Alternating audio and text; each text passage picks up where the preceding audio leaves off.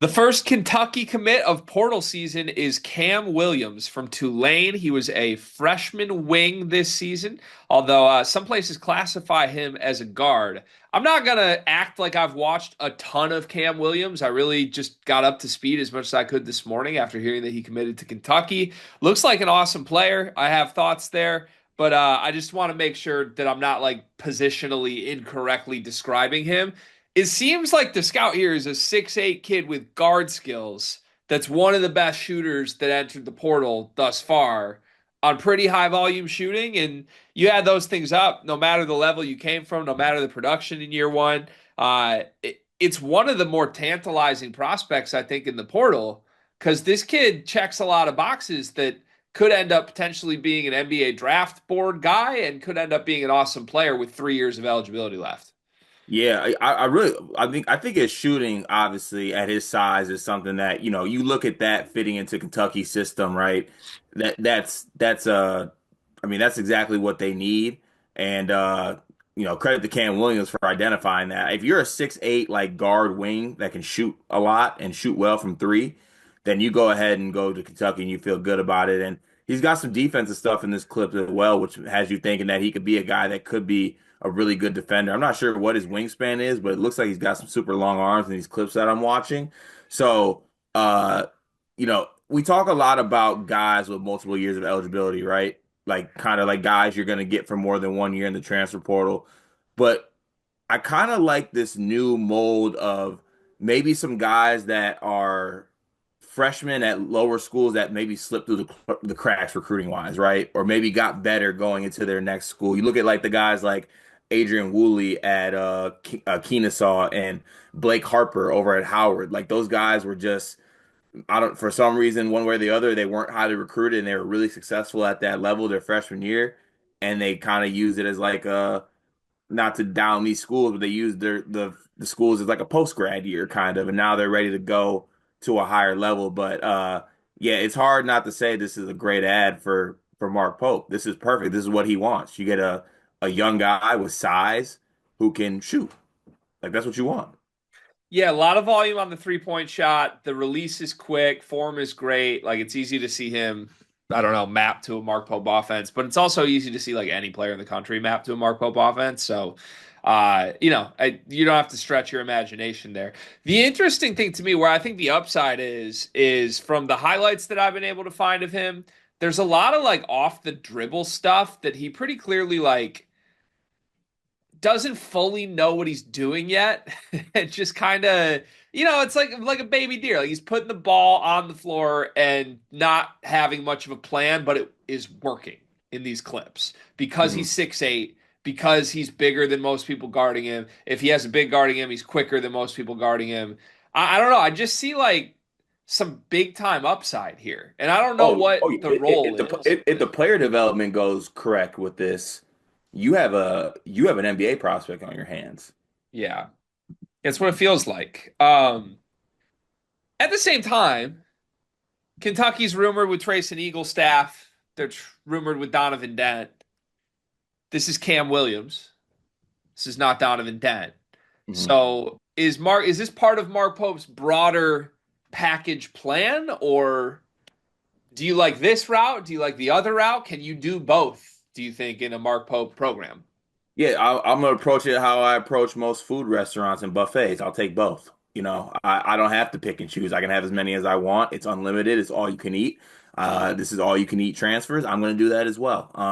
I think that this is we talk about it a lot when we talk about like off-season plans with teams, right? It's like you want to have some retention, you want to have some really good freshmen, you want some maybe star transfers, and then you want maybe some guys that maybe aren't star transfers but can play a big role.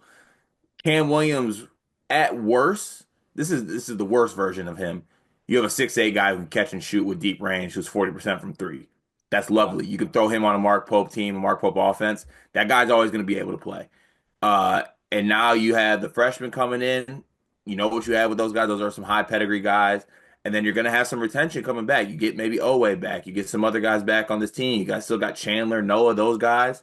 And then you go get the big fish right? You go get the Donovan Dents or you go get somebody else like that as well. I think it's the perfect way to build a roster. I like what Mark Pope's doing. Also, can we speak to something that's kind of outside of what this means basketball wise? Sure. Mark Pope is coming off winning his first tournament game ever, has Kentucky in the Sweet 16 after everyone was like, I'm so sick of Kentucky's basketball success. And in between getting ready to play in the Sweet 16, he just adds a 40% shooter from Tulane. Little cute little Sweet 16 ad as he's still playing. Okay. I mean, were there other schools after Cam Williams that we know of? Like this isn't like he went you're toe to asking me, toe and landed Donovan Dent an hour before a you're Sweet asking 16. me, you're asking me that? I'm just saying. I don't know who he went toe to toe with.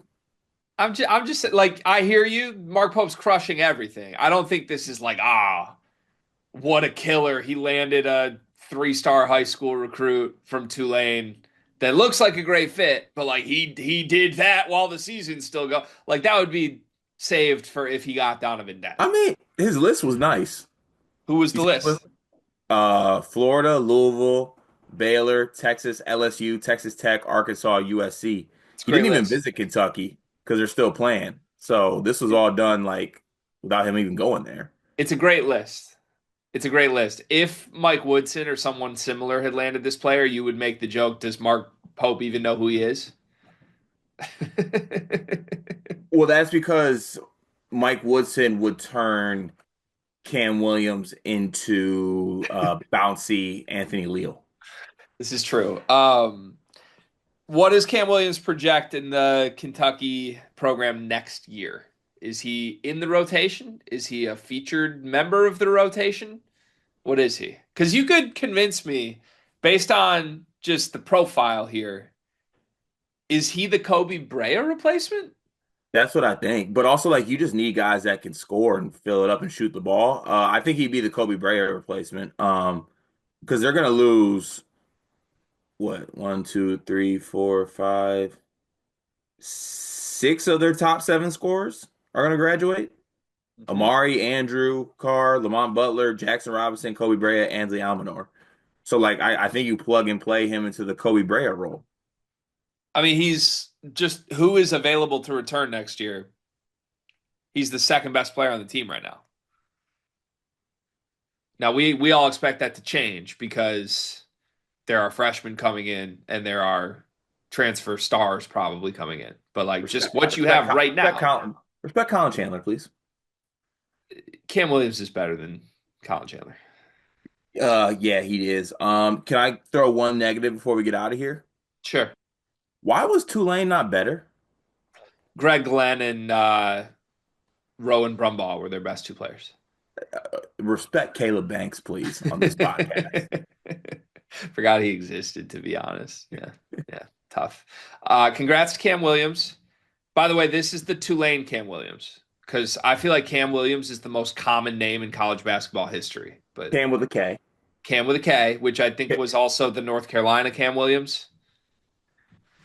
Was there a North Carolina? That was Cam Johnson. No, There there's was not a. Cameron Johnson and then there was Cam Williams. You're making this up. I'm not making this up. Hold on. You sure you're not making it up? I might be making it up. You are making this up. There was a Cameron Williams that played. She was a girl. I swear to God, there was a Cam Williams at North Carolina. No. Yeah, just no. Who was that kid then? I don't know who are you Was it thinking? Kenny Williams? Who are you thinking? Yes, it was Kenny Williams. You're Kenny right. Williams. Kenny Williams. Okay. That's who I was thinking of. Okay, understood. Him spelling his first name with a K. Also, we're making some Kentucky headway here. You have Kobe Brea with a K. You got Kobe Kentucky. Now you have Cam Kentucky. Kentucky Kobe Kentucky Cam. Congrats to Kentucky. It is March, and that means that March Madness is upon us. And if you are looking for a place to play, Underdog Fantasy has you covered.